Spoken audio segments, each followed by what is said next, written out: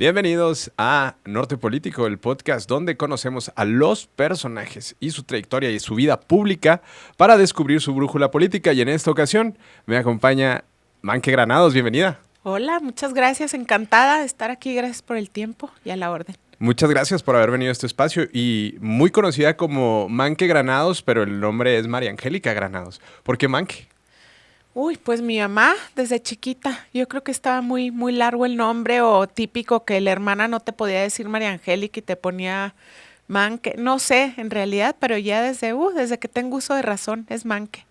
Muy bien, pues bienvenida a este espacio y bueno, Gracias. conocemos la trayectoria final probablemente porque has tenido mucho trabajo en muchos lugares y yo creo que es importante recordar cómo ha empezado toda esta trayectoria política.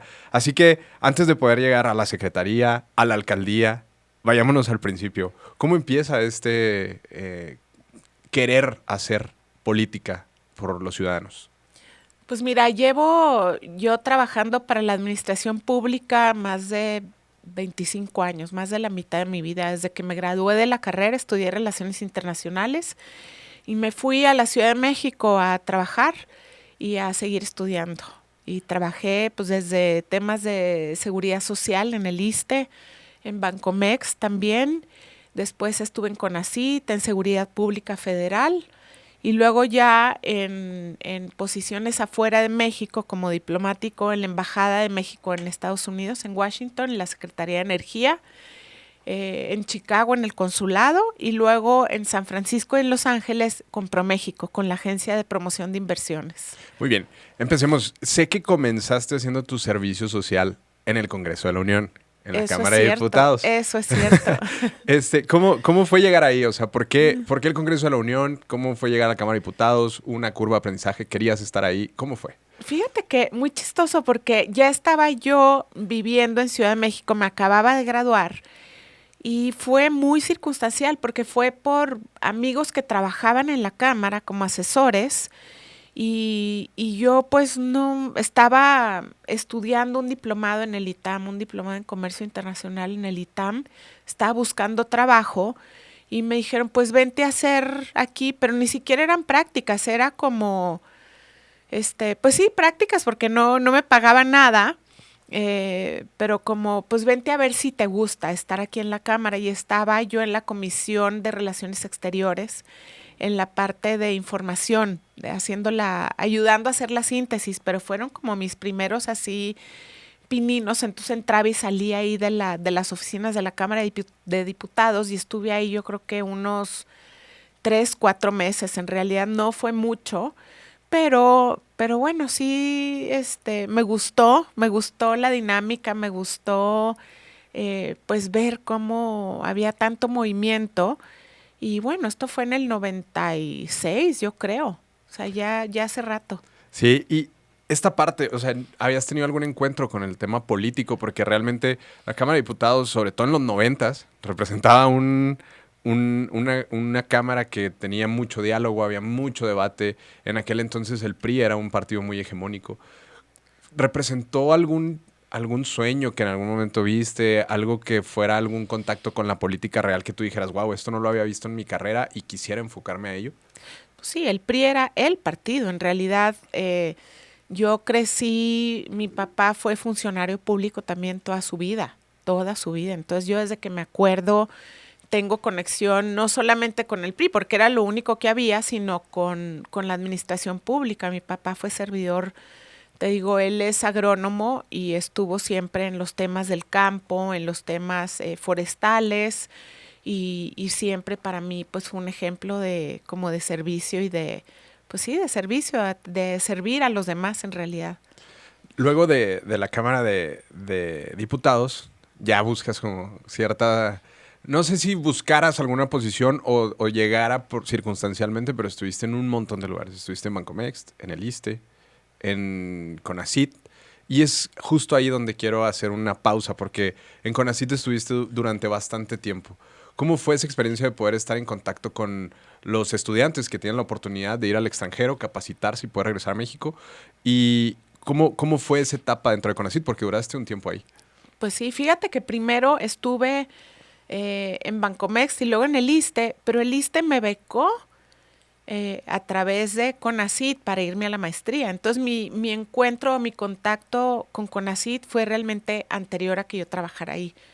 Okay. Yo me fui becada, me fui con una beca CONACYT que me dio el ISSSTE y luego regresando ya de la maestría, regresando después de 5 años, trabajé en CONACYT 2 o 3 años, me parece, ya no me acuerdo ni cuántos, pero fue increíble porque pues fue la institución que me dio la beca, pero además ya pues estar involucrada en los temas directamente es bien interesante.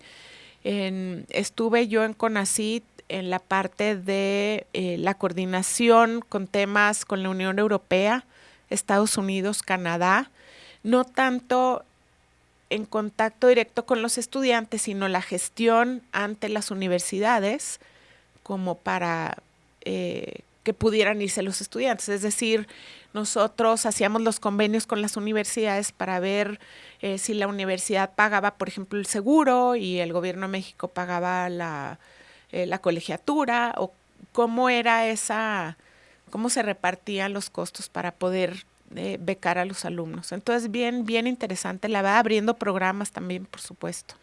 Y dentro de todo este panorama de servicio público que existe, pues existen de repente diferentes vertientes, porque hay una parte como muy empresarial, que tiene que ver mucho con la inversión, que tiene mucho que ver con las relaciones exteriores, pero también hay una parte como en la parte organizacional, en la Secretaría de Energía, en Seguridad Pública, en el ISSSTE. ¿Cómo fue tratar de decidir o combinar o esa curva de aprendizaje para encontrar esos dos? Pues fíjate que en las últimas posiciones que yo tuve antes de llegar aquí a Chihuahua fue en ProMéxico, en esta agencia de promoción y atracción de inversiones. Y ahí fue donde empecé a ver como que todo se conjugaba, ¿no? Porque en un principio decía, híjole, seguridad social y luego seguridad pública y promoción, como que energía, ¿no? Energía. Yo decía, híjole, pues sé un poquito de todo, pero no sé mucho de un tema en particular. Y fíjate que estando en ProMéxico me di cuenta que realmente todo es parte del todo. Es decir, si yo quería promover a México en el exterior, tienes que promover una integralidad, o sea, tienes que promover no nada más el talento de México, no nada más las exportaciones, sino que si tú quieres que a México lleguen inversiones, tienes que promover que en México hay seguridad, tienes que promover que en México hay infraestructura energética, tienes que promover, en fin, entonces ahí todo se fue como conjugando bien bonito, bien bonito. Y luego, bueno, ya que llegué aquí a Chihuahua, dije, chin, ¿por qué no estuve primero en Chihuahua y luego en ProMéxico para poder promover más a mi estado? Pero al final todo se conjuga, todo acaba conjugándose. Claro, México es un país que tiene mucha posibilidad de poder hacer inversiones, atraer inversiones del extranjero. ¿En qué partes promoviste México y cómo fue de repente lograr, porque aparte no es un logro personal, es un logro con orgullo poder atraer inversión a México? Luego dicen que cuando estás fuera del país como que te sientes mucho más orgulloso del país. Entonces, ¿cómo fue poder vender a México y encontrar esos puntos clave de México para poderlo vender al extranjero? Porque a los extranjeros les vale gorro la cultura, la tradición, digo, me refiero a inversión, ¿no? Pero sí le importan muchas cosas como el Producto Interno Bruto, cómo está la economía, el tema de seguridad. ¿Cómo fue encontrar esos puntos para poder llegar a ellos? Claro, bien interesante. Primero, porque hay que ver las regiones. Yo primero estuve en Chicago. Bueno, primero estuve en la Embajada de México en Washington, pero ahí estuve trabajando en los temas de energía, muy enfocado en el tema de energía y la reforma energética en ese entonces, que era el año 2000 o 2001, algo así. Después de eso en Chicago, y en Chicago fue mucho promover las exportaciones mexicanas o los productos mexicanos para su venta en los Estados Unidos, pero sobre todo en esa región del Midwest, ¿no? Que es Chicago. En Chicago es donde es la tercera ciudad con más mexicanos en el mundo. La primera es la Ciudad de México, la segunda es Los Ángeles y la tercera es Chicago. Muy interesante. Ahí más que llevar inversión a México fue traer productos mexicanos, promover el arte, la cultura, como dices tú, pues es muy importante por las comunidades que hay. Además hay que ver quiénes tienen más presencia en esa zona. Ahí, por ejemplo, había mucha gente de Michoacán, mucha gente de Guerrero, muchísima gente de Guerrero, del Estado de México. Entonces, pues promueves más, digamos, los productos que vienen de estas regiones de México, porque hay más gente que vive allá. Entonces, muy, muy interesante. Mucho interés por la cultura, ahí sí, mucho, mucho interés. Y luego, bueno, de ahí me fui, no inmediatamente, pero después de un tiempo estuve en San Francisco y en Los Ángeles, y ahí sí ya estuve yo con ProMéxico, que fue la agencia para atracción de inversiones extranjeras a México, promoción de exportaciones e internacionalización de empresas mexicanas. Otra dinámica totalmente diferente, porque ahí sí a nosotros nos medían con metas, es decir, En millones de dólares. en millones de dólares, ajá, sí. No es que no nos midieran antes, pero antes yo estaba con el consulado, antes era como mucha gestión, facilitación, muchos eventos de promoción, ya casi es como, a ver, vamos a ver de qué eres capaz, ¿no? De qué estás hecho, a ver, vamos a vender a México, vamos a atraer inversión a México. Y bien interesante, porque bueno, reunirte con empresas muy grandes, con empresas que tuvieran esa posibilidad de invertir en nuestro país, de instalarse con operaciones ya en México. Entonces otro nivel de reuniones, otro nivel pues de negociación o de discusión, de diálogo, ya no está tanto en el producto. También me tocó, que es algo que yo agradezco mucho, porque me tocó promover o promocionar el mezcal, específicamente el de Oaxaca, en el área de Los Ángeles, cuando me fui al consulado de Los Ángeles, a ProMéxico. Y pues algo que yo no conocía, realmente no conocía. Entonces vas ahí como hijo, pues sí, como involucrándote en temas culturales, en tema de producto, en tema de inversión, y realmente todo está, yo te digo que todo está ligado, ¿no? Ahora yo puedo decir que una inversión no aterriza en México nada más porque es conveniente, porque tienes un terreno, porque tienes la infraestructura, sino porque los ejecutivos que vienen a vivirse a México tienen una calidad de vida mejor a donde se van a ir, en este caso a Chihuahua, porque tienen dónde irse a divertir, porque tienen que comer rico, porque sus hijos tienen a dónde ir a la escuela, etcétera. O sea, es una cosa bien importante todo lo que confluye. Claro. ¿Cambió en algún punto la mentalidad de poder estar conociendo empresas top de el mundo que estaban innovando en un montón de cosas, estaban generando un montón de tecnología que podíamos ver, y en contraste con un México que siempre ha vivido muy en tradiciones, muy enfocado en lo que probablemente es Estados Unidos, y que ahora con esta globalización ha traído más inversión? ¿Cambió tu mentalidad en algún punto de decir, wow, México tiene un potencial para poder desarrollar este tipo de cosas? Yo, después de estar tantos años fuera de Chihuahua, pero algunos años en Estados Unidos, nunca me imaginé de lo que éramos capaces específicamente en Chihuahua hasta que llegué aquí.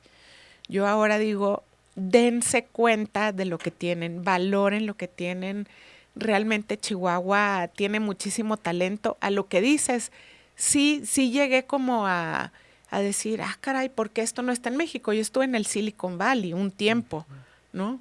Tratando de atraer esas inversiones al país. Y veía mucho que Jalisco tenía este tema de la electrónica, y nunca me di cuenta que en Chihuahua realmente había un potencial gigantesco, hasta que ya estuve aquí, hasta que llegué aquí a Chihuahua y empecé a ver estos temas. Dije, oye, Chihuahua no tiene nada que pedirle ni a Jalisco, ni a Nuevo León, ni a Querétaro, ni a Guanajuato. Claro, tiene sus fortalezas, pero ahora lo veo. Por eso te digo que de pronto digo, ¿por qué no viví primero en Chihuahua y luego me tocó promover? ¿Por qué no fue al revés? Pero bueno, pues ni modo, ahora lo veo y hay un potencial gigantesco, y a veces no nos damos cuenta de esas fortalezas que tenemos aquí. Claro, pero por ejemplo en esa inversión de la idea, también de repente llegar al municipio de Chihuahua y ver una ciudad que es una de las más modernas del país, que tiene un montón de terreno para poder hacer muchas cosas, que aparte es una ciudad, digamos, de cierta manera ordenada, limpia. ¿Cómo fue llegar a una dependencia que aparte de que, bueno, existe cierta responsabilidad administrativa, también es una dependencia divertida? Es de las dependencias donde, bueno, vamos a ver cómo podemos explotar el turismo, cómo podemos atraer inversiones a la ciudad. ¿Cómo fue esa parte de poder llegar, aparte en Chihuahua, ¿no? El orgullo de que es tu casa. ¿Cómo fue esa parte? Sí, bueno, primero reenamorarme de mi ciudad, increíblemente, me reenamoré en 5 minutos. Y luego ver ese potencial que realmente hay en Chihuahua. Me daba mucha risa porque algunos empresarios decían, turismo en Chihuahua capital, o sea, no somos una ciudad turística. Claro, atraemos turismo de negocios por todo este tema de la manufactura y la industria y pues estas vocaciones que tenemos, pero muchos no creían que Chihuahua podía ser una capital gastronómica, una capital en donde pues se toma buen vino, una capital donde se toma muy buena cerveza, que ahora pues gana primeros lugares en todos lados, una capital donde claro que hay cultura y claro que hay ex haciendas y claro que hay pues que puede ser turístico con eventos y demás. Así que fue bien interesante redescubrir, fue bien interesante conocer pues todo el talento que realmente hay y las ganas de la gente por realmente hacer algo más, hacer poquito más cada día. Un ecosistema de emprendimiento que estaba como dormido, que ahí estaba, pero estaba como dormido y había nomás que llegar pues a despertar y ya ves lo que es ahora. Claro. ¿Cómo fue esta etapa de poder estar metida en el turismo, en las inversiones, incluso en la innovación? Porque me imagino que la lógica era de ser, vamos a hacer esto mucho más que avance, ¿no? Pero de pronto un día te dicen, oye, ¿qué crees? Vas a ser alcaldesa de la ciudad por algunos meses. ¿Cómo fue primero la reflexión interna personal y luego la responsabilidad? ¿O no hubo tiempo de tener esa reflexión? No, sí, cómo no. Sí, sí hubo tiempo de asustarme. Sí, sí me Sí. asusté. En un principio dije, bueno, pues suplente, nunca a ver, no veía ese día que, pues ahora vas a ser alcaldesa, ¿no? Dije, bueno, voy a ser suplente un rato, ¿no? Y un rato de pronto ya llegó el día en que Maru Campos pues tenía que empezar campaña y la suplente pues era yo, ¿no? Ahora sí ya se llegó el día. No muy diferente la dinámica, sí diferente el peso sobre los hombros, ¿no? La responsabilidad y este compromiso, pero sobre todo la responsabilidad que dices, cualquier cosa que pase está en mí, o cualquier cosa que no pase está en mí, porque yo voy a estar al frente de esto. Pero la verdad es que muy bonito, a mí se me dejó algo ya muy hecho, yo les digo, un bebé ya formado con todos sus órganos, sí, un bebé de brazos, pero pues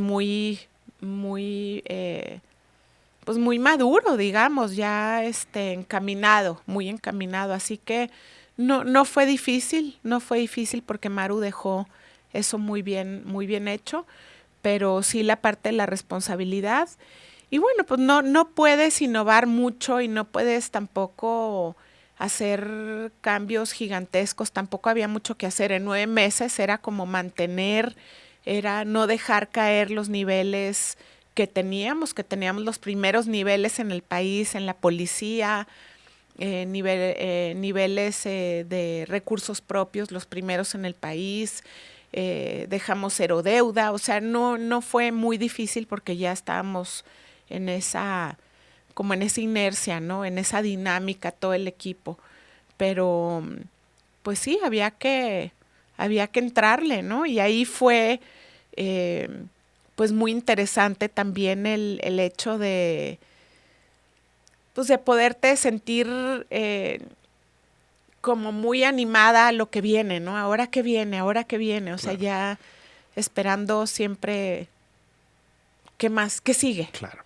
¿Hubo alguna sorpresa, digo, buena o mala, que llegaras y tú dijeras, wow, yo no sabía que el alcalde hacía esto, o que tuviéramos estos números, o que pasara esto en la ciudad? ¿Hubo algo que te sorprendiera en ese momento en el que tú llegaste ahí?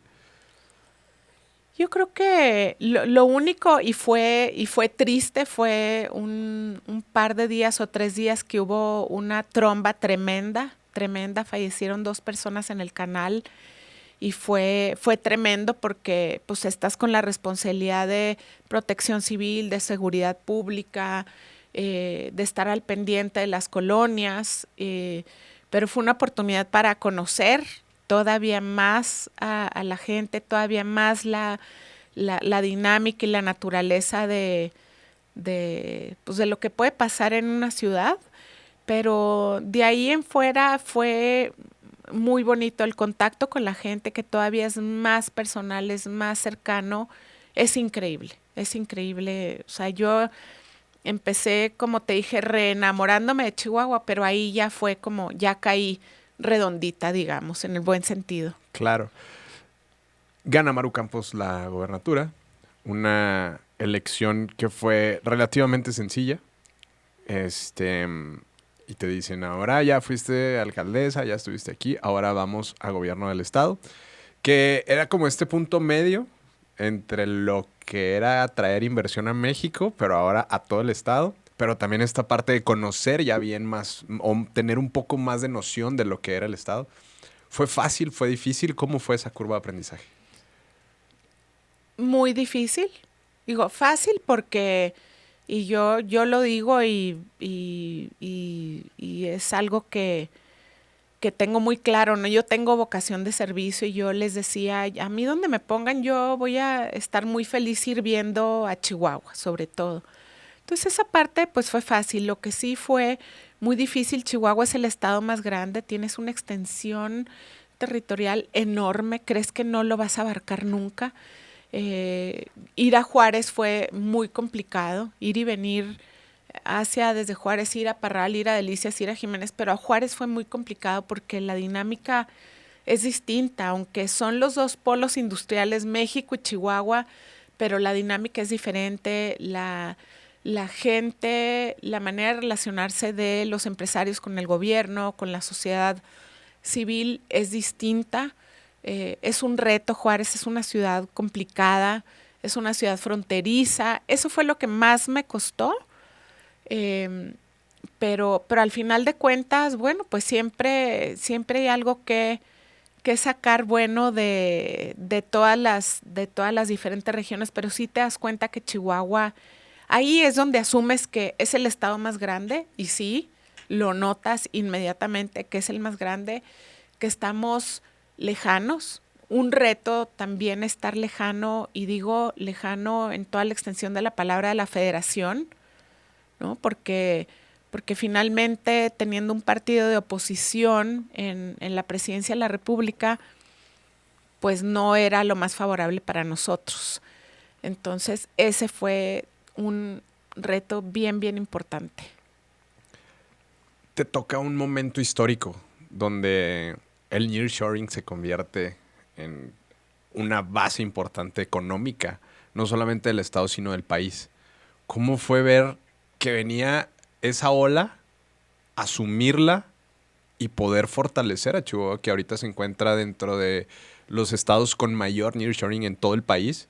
¿Y cómo fue trabajar esa parte con el equipo y decir, a ver, viene esto, estudiémoslo, hagámoslo, porque aparte el tiempo no es suficiente por la propia agenda de un secretario? ¿Cómo fue esa parte?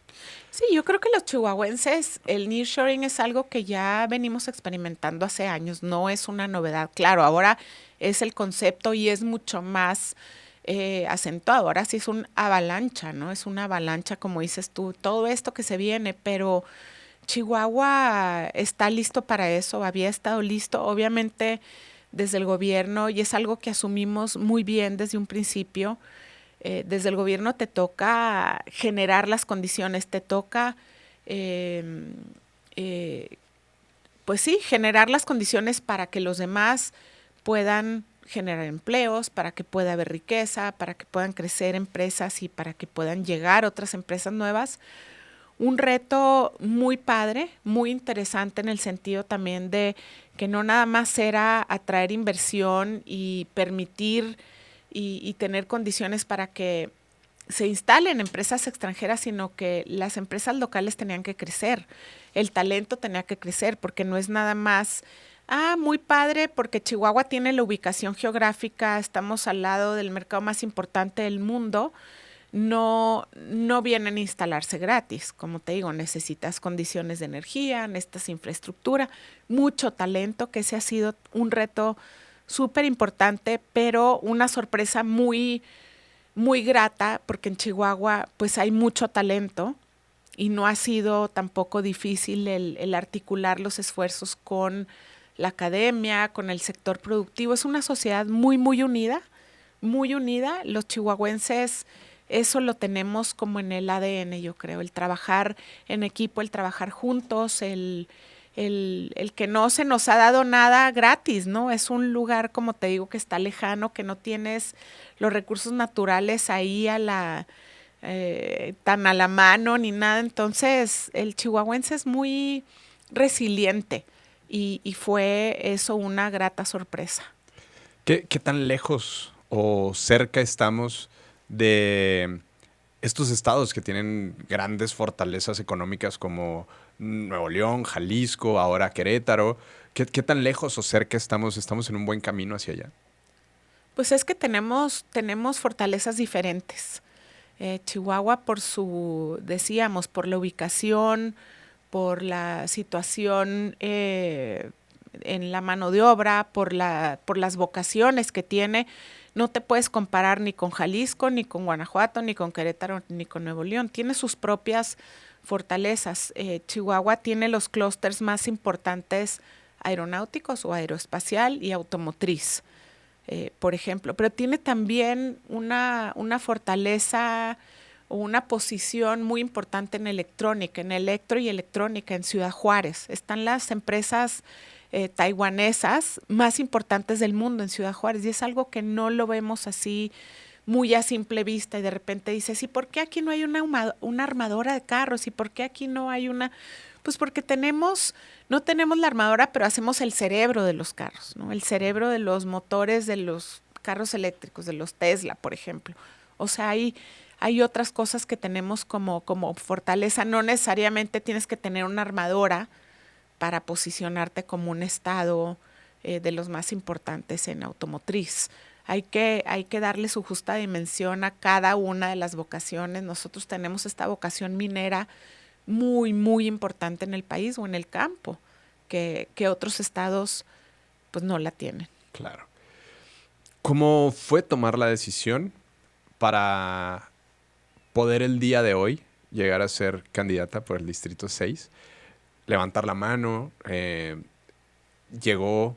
¿Cómo fue esa parte política de poder tomar esa decisión de decir, me encanta lo que hago, estamos haciendo un buen trabajo, pero también el deber político me llama? Pues sí, el deber político y sobre todo el deber con mi estado, el deber con la gente de mi estado. Yo me di cuenta que muchas cosas no podían ser posibles a nivel estatal, pues en el gobierno estatal, porque necesitas regulaciones, necesitas influir pues en el legislativo para que pudieran darse algunas cosas en materia energética, otra vez en materia minera, en materia de impulso a los emprendedores, de facilitarle la vida a las mujeres o más bien de no hacerles la vida tan difícil a las mujeres. Y es necesario estar en el legislativo para poder influir. A mí me parece que tiene que haber gente buena en la Cámara de Diputados, en la Cámara de Senadores. Yo me considero una persona preparada y una persona pues buena, o sea, con buenas intenciones, con una vocación de servicio como para seguir haciendo las cosas desde allá. Los retos son bien grandes, de verdad que el tener tan poco recurso de la federación en estos 2 años que me tocó estar en el estado fue muy duro.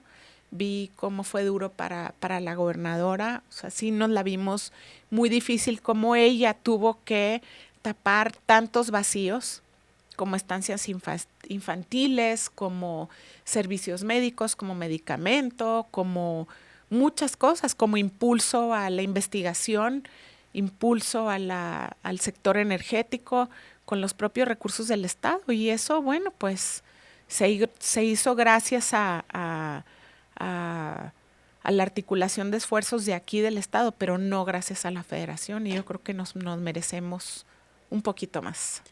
¿Pensaste que algún día aquella joven de 24, 25 años que está haciendo su servicio social en la Cámara de Diputados, al día de hoy, a la vuelta de algunos años, tuviera la posibilidad de poder estar ahí, pero como legisladora? Nunca jamás. Nunca Nunca. jamás me vi ahí. No, no, jamás, jamás. De hecho, entré como 2 veces al salón de sesiones, nomás así como a ver de qué se trataba, pero no, no era demasiado imponente. Era Al, muy imponente. al día de hoy, te ves ahí, levantando la mano, luchando por los ideales. Sí, claro, claro, ¿Cómo ves claro. actualmente la contienda con la candidata de Morena y con el candidato de Movimiento Ciudadano? La verdad es que no la veo. Yo no los veo, no los conozco, no los veo.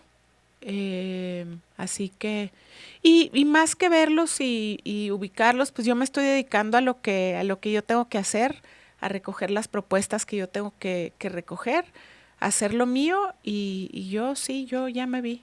¿Cuál es el sentido de los chihuahuenses? ¿Has tenido recorridos, cruceros, eventos? ¿Y qué es el pulso de la gente de Chihuahua? ¿Qué es lo que quiere? ¿Qué es lo que más exige? Pues ahorita lo que más le duele es el tema de salud, de atención a la salud, ¿no? La mala atención a la salud es lo que le duele muchísimo a Chihuahua. Eso es lo que más hemos visto. Es una constante en las casas, es una constante en los cruceros, las quejas, cómo ha aumentado la muerte de niños con cáncer, cómo ha aumentado las muertes en personas con ciertas enfermedades, la falta de atención. Eso es algo que nos duele mucho y que me he dado cuenta, muy tristemente, pero bueno, pues eso es algo que hace mucha falta. El impulso a los microempresarios, a los emprendedores, cómo podemos seguir impulsándolos con apoyos, con financiamiento, con créditos blandos.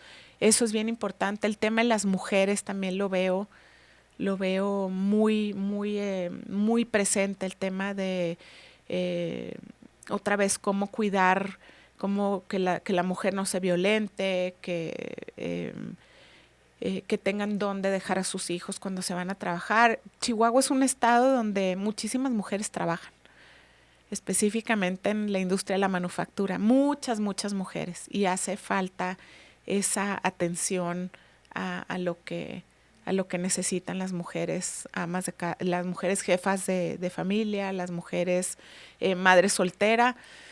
He visto eso y he visto con muchas ganas a los chihuahuenses de estar bien.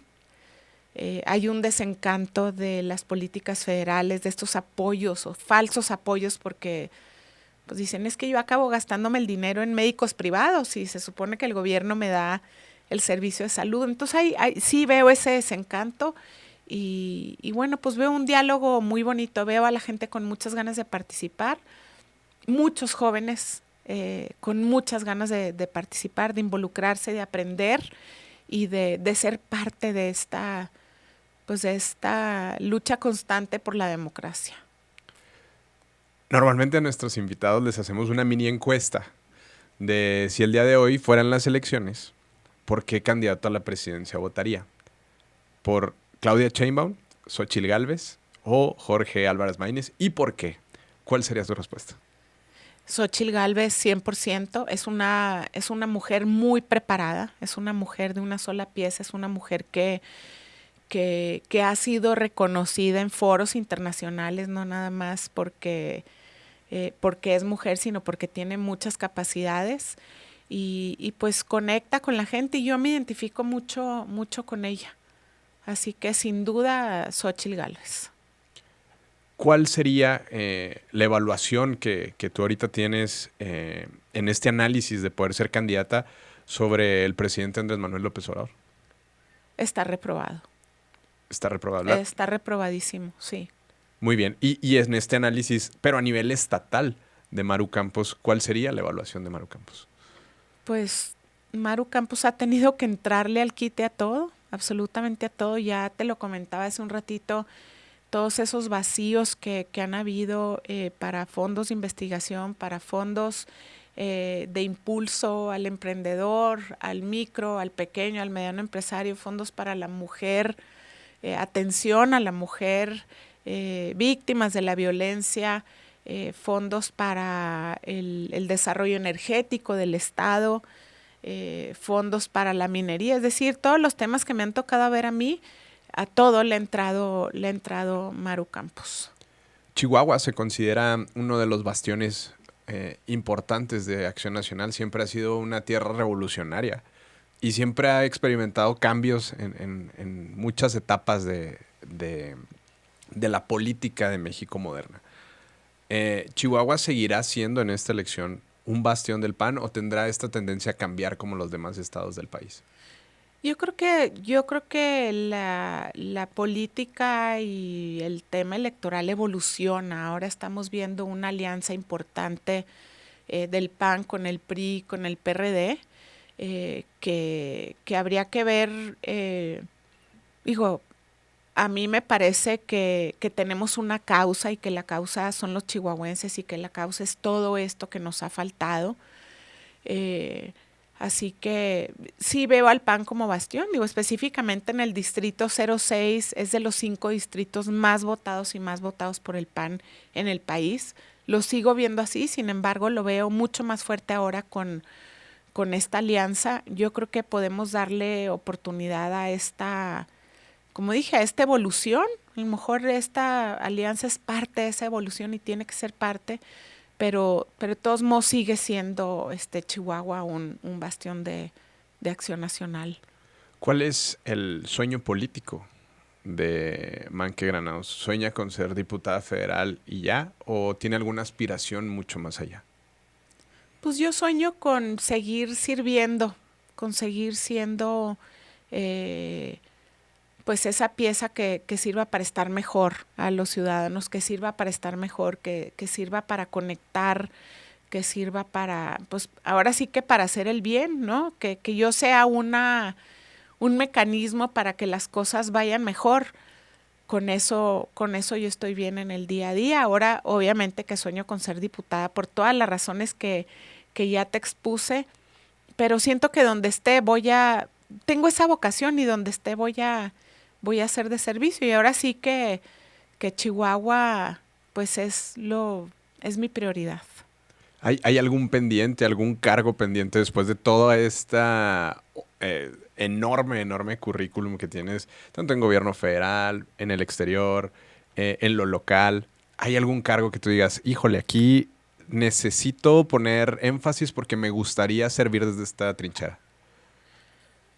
No, yo creo que las cosas se van dando y quisiera ser un ejemplo para muchas otras mujeres, sobre todo, ¿no? O sea, yo decirles, si yo pude, tú también puedes, ¿no? Decir, los sueños se cumplen y también, pues soy mamá, soy esposa, soy hija, soy hermana. O sea, no nada más es mi trabajo, sino todo lo que yo puedo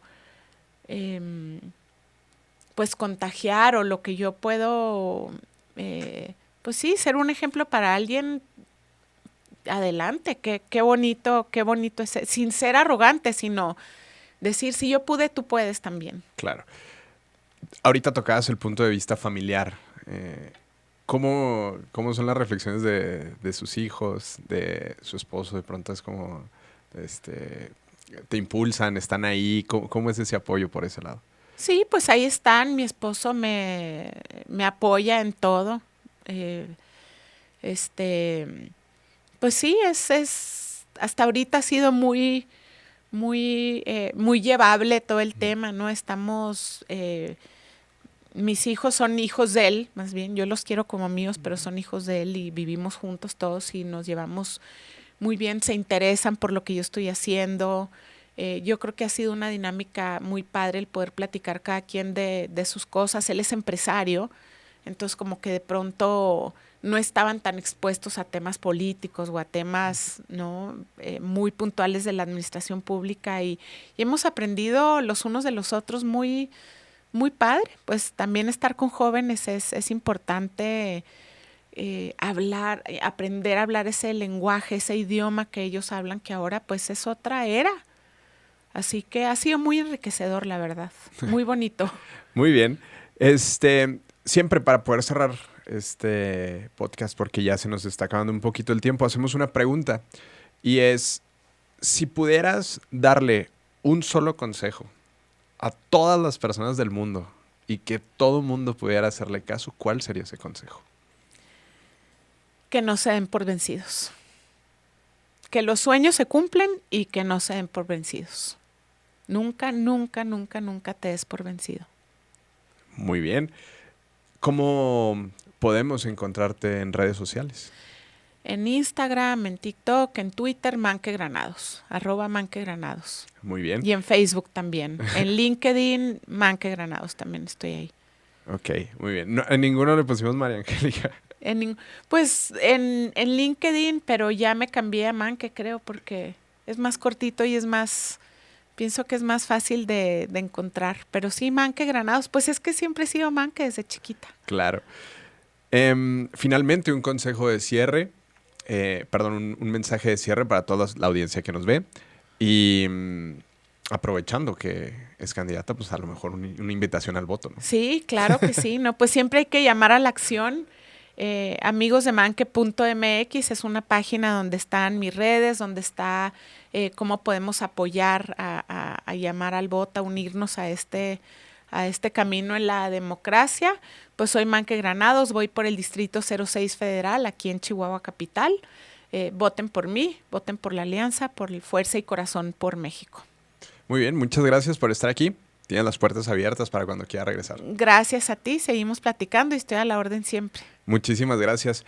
Y bueno, pues toda nuestra audiencia, muchísimas gracias por habernos acompañado en este episodio. Les recordamos seguirnos en todas nuestras redes sociales como Brújula Política y en nuestro sitio web como brújulapolitica.com.